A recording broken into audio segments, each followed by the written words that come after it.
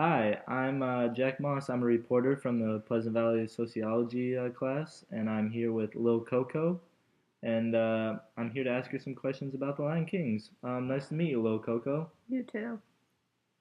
All right then.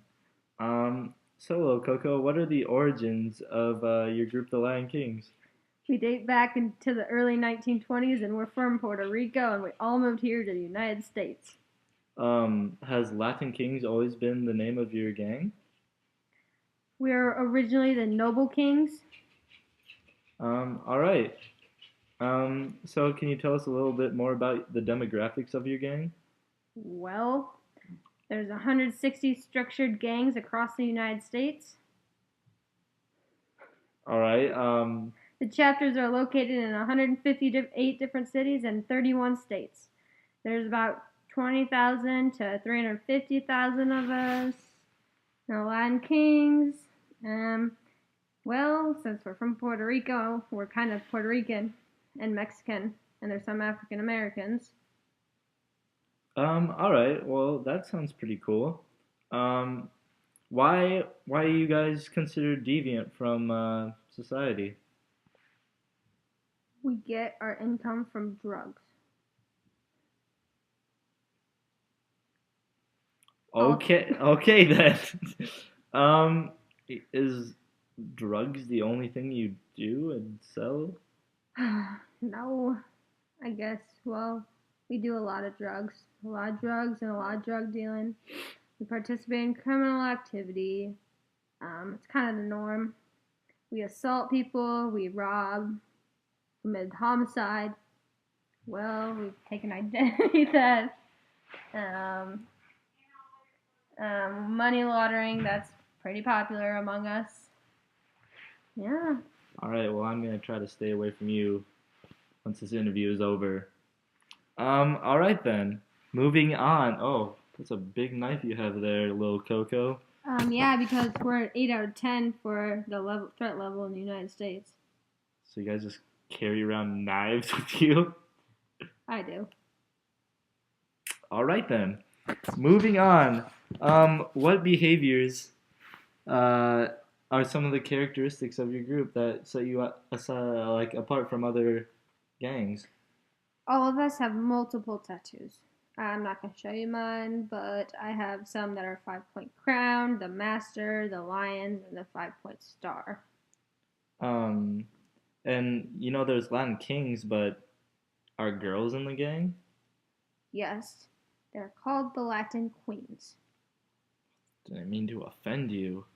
I have many terrorist connections. Wow. I mean, I don't want to mess with you now. Is there any particular favorite weapon that you use?